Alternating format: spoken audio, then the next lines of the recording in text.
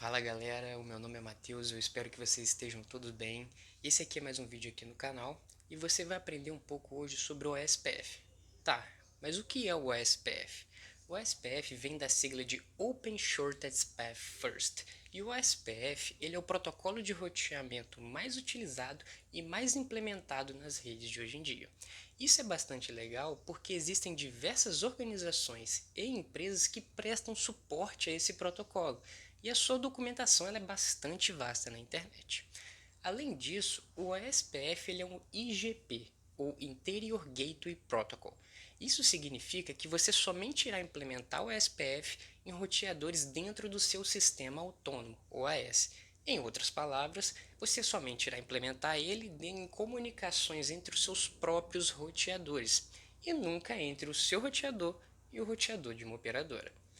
Essas comunicações entre o seu roteador e o roteador da operadora, geralmente ela é feita por protocolos EGP, ou Exterior Gateway Protocol, ou como o BGP que a gente vai ver em outros vídeos. Assim como outros protocolos de roteamento, um roteador que está habilitado com a SPF, ele precisa trocar mensagens com outros roteadores para poder aprender novas rotas. Aqui no nosso exemplo, eu tenho vários roteadores que eles estão trocando mensagens entre si sobre suas redes. Porém, no OSPF, ele não passa apenas informações de redes do nosso roteador.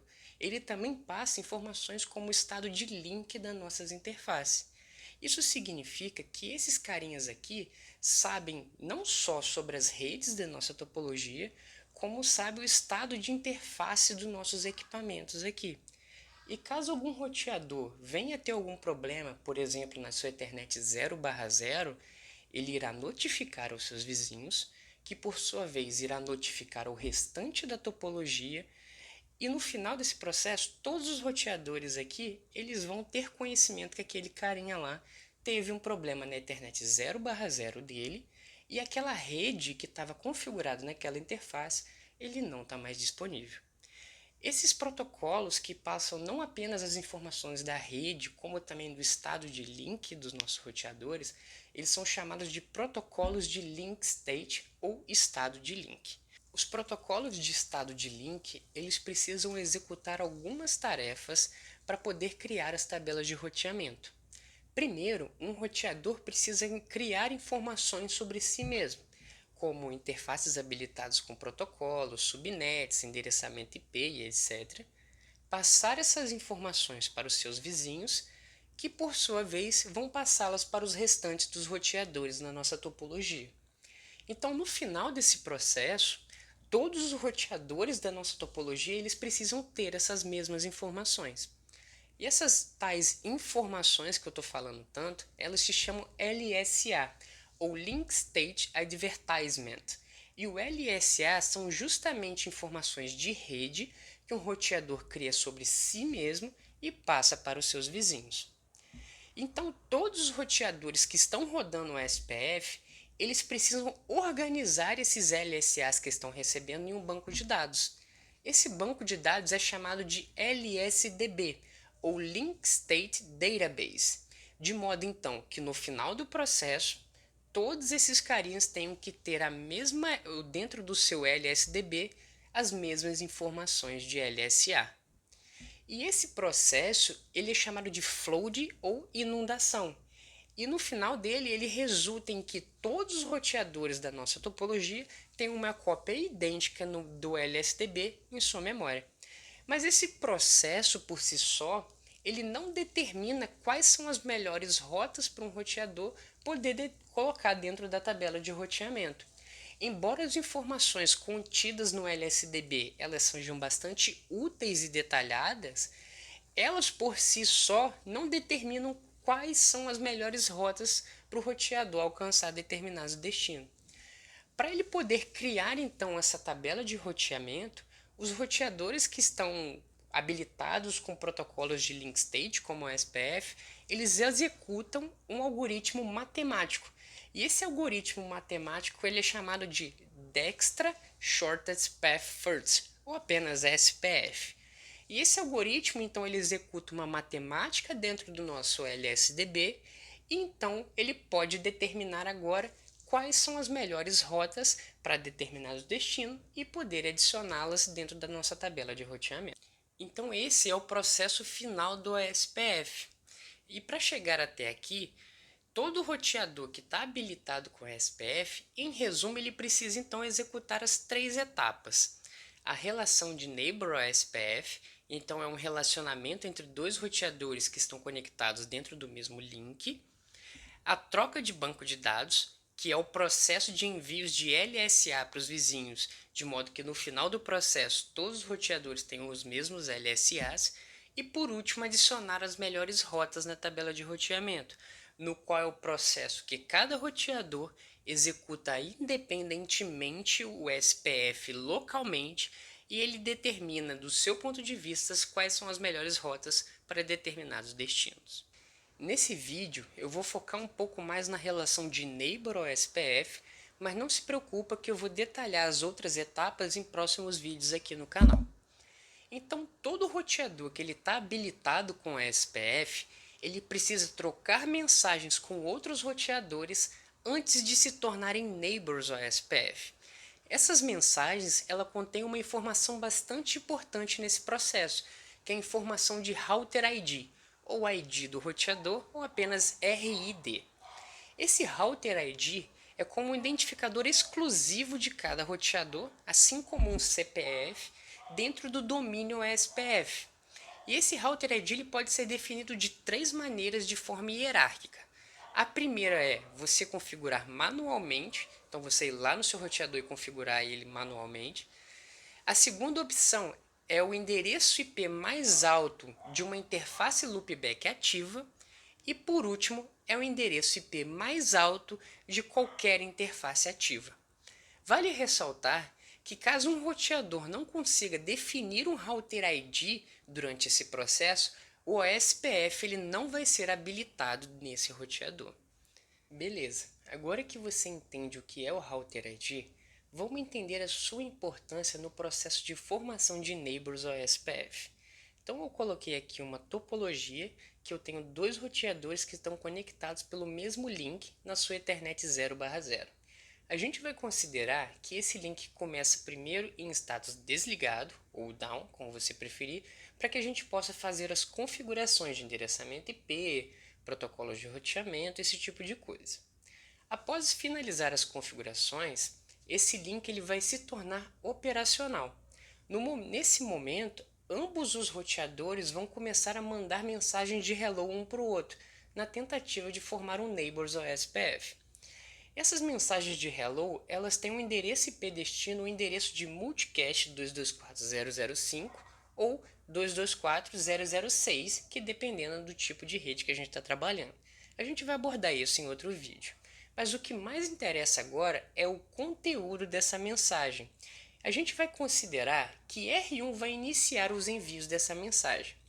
Nesse momento, ambos os roteadores eles estão em status down OSPF. E como R1 vai começar o envio, ele vai se mover do status de down para o status chamado init. Ao mover por status de init, ele vai poder mandar uma mensagem de hello para o OSPF e essa mensagem de hello ela vai ter os seguintes campos. O campo de myRouterID ou myRID e o campo SYN. O campo de myRouterID indica, é claro, o próprio cara que está enviando essa mensagem e o campo SYN indica o vizinho que ele está vendo. O R1 então vai setar no campo de myRouterID o seu próprio Router ID, que a gente definiu agora de 1.1.1.1, e no campo SYN ele vai setar em 0, indicando que ele não conhece quem vai receber essa mensagem, ou seja, ele não conhece R2 ainda. Ao R2, ao receber essa mensagem, ele precisa analisar essa mensagem de hello para poder entender se R1 atende todos os requisitos para se tornar neighbor. Esses requisitos são estar dentro da mesma área, estar dentro da mesma rede, ter os mesmos hello timer e dead timer configurados igualmente, ter a autenticação batendo, ter uma flag stub se tiver igual e por último ter router ID diferentes. Você não precisa se preocupar agora em entender cada um deles separadamente, a gente vai abordar eles em outros vídeos. O que você precisa entender é que existe uma série de requisitos para se tornar neighbor OSPF, e caso todos esses requisitos sejam aceitos ou passem todos os requisitos, um roteador vai aceitar se tornar neighbor do outro. Então R2, ao ver que R1 atendeu todos eles, ele vai aceitar se tornar neighbor de R1. Nesse momento, o R2 agora vai sair do status de down para ir para o status de init OSPF também, e envia uma mensagem de resposta para o R1.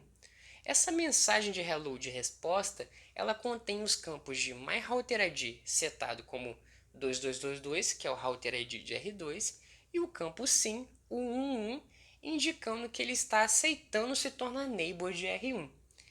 R1, ao ver essa mensagem de resposta como R2, ele vai entender que R2 então está disposto a se tornar um neighbor OSPF, e por isso vai se mover do status de init para o status de two-way e enviar agora novamente uma mensagem para R2, só que essa mensagem contém os campos myRouterID 111 e no campo sim o 112222, indicando que agora R1 já considera R2 como um vizinho OSPF.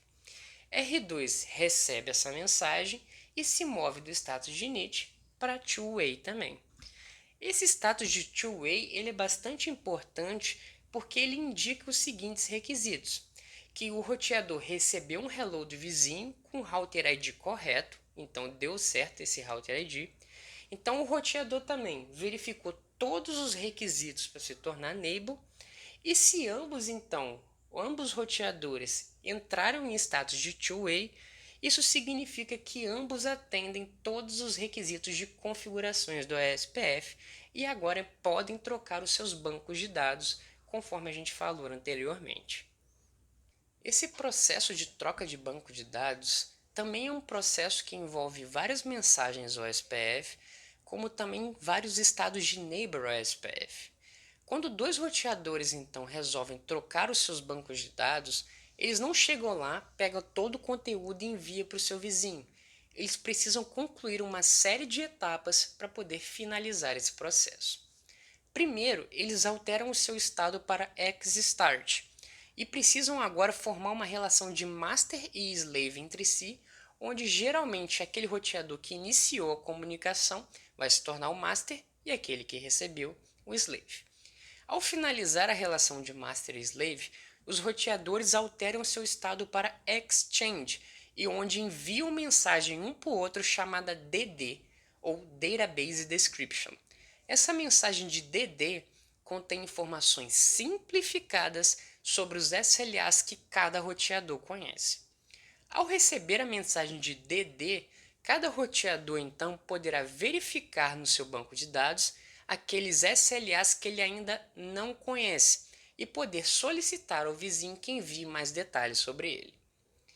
Como eles receberam uma mensagem de DD, verificaram quais SLAs não conhece, os roteadores vão sair de Exchange para Loading e enviar uma LSR, Link State Request, solicitando ao seu vizinho que envie mais informações de LSAs que ele ainda não tem dentro do seu banco de dados.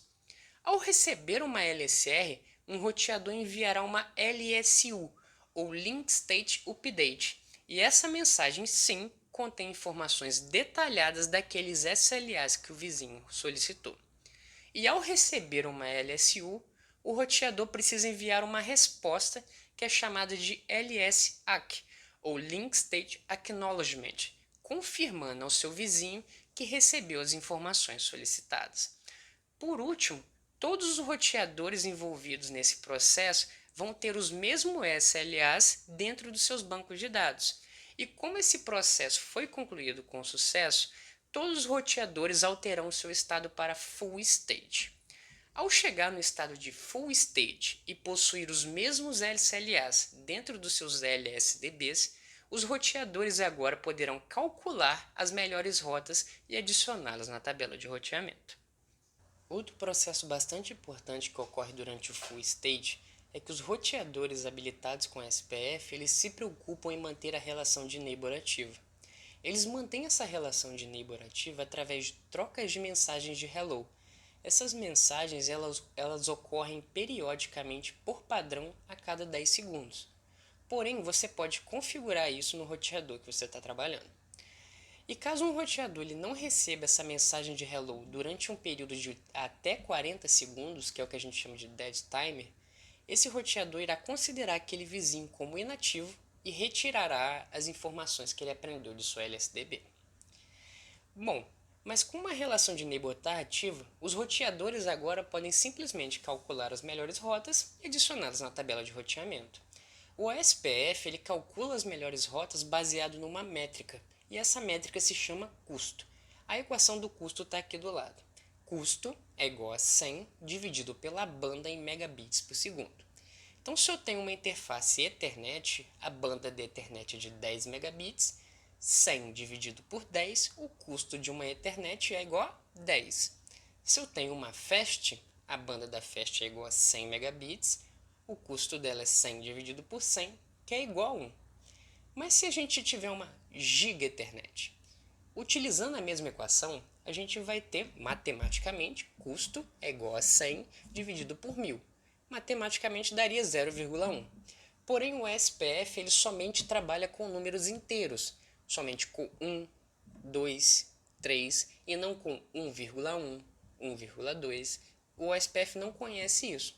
Então, se matematicamente a gente tem um custo de 0,1, o OSPF irá arredondar esse custo de 1 GB para 1. E se a gente parar para analisar, o custo então de uma Fast Ethernet e de 1 GB são os mesmos, se a gente estiver usando essa mesma equação. E para resolver esse problema, a gente consegue configurar essa constante, essa referência do OSPF. Então a gente pode alterar, por exemplo, de 100 para 1000. Então agora, utilizando a nova equação, alterando essa constante, o custo então de uma rota OSPF vai ser de 1000 dividido pela banda em megabits por segundo. Então os novos custos eu vou colocar aqui numa tabelinha nesse canto e os antigos eu vou colocar aqui no outro para você fazer uma comparação entre eles. E só para reforçar esse conceito eu vou dar só mais um exemplo. Eu coloquei aqui uma topologia que no nosso exemplo é do ponto de vista de R1 até a rede B de R4. A gente vai poder calcular o custo entre R1 e a rede B de R4. Então aqui a gente tem apenas dois caminhos possíveis, R1, R2 e R4, ou pegar a outra rota que é R1, R3 e R4. Então se a gente olhar o link entre esses roteadores, a gente pode ver aqui que a gente está setando uma banda entre eles. Então entre R1 e R2 e R1 e R3 a gente tem links de 10 megabits por segundo. E como a gente viu, o custo deles então são 10. Entretanto, aqui em R2 e R4, a gente tem uma banda de 100 megabits por segundo separado, enquanto em R3 e R4 a gente tem apenas 10 megabits por segundo. E também a gente não pode deixar de contar a interface que a rede B está conectada. Se a gente considerar uma Ethernet, então o custo dela também vai ser 10. Então, do ponto de vista aqui do roteador 1, a gente tem dois caminhos para chegar até na rede B, sendo que um caminho a gente vai ter um custo então de 10 mais 1, 100 megabits, mais 10 da rede B, dando um total de 21. Enquanto o outro caminho aqui a gente vai ter um custo de 10 mais 10 mais 10, dando um total de 30. Então logo, R1 irá analisar esses dois caminhos e obviamente escolherá o caminho do custo de 21, porque o OSPF sempre prefere o custo mais baixo. Se essa rota tem um custo menor do que a outra, ele irá adicionar essa rota então na tabela de roteamento. Bom galera, esse foi o primeiro vídeo aqui do OSPF. A gente vai fazer mais vídeos, a gente vai falar mais sobre os SLAs, as áreas do OSPF. Eu sei que é um conteúdo muito extenso, mas se você gostou, curta, compartilhe com seus amigos, clique em gostei, deixa aqui embaixo se ficou alguma dúvida então nesse processo que a gente falou aqui e é nóis!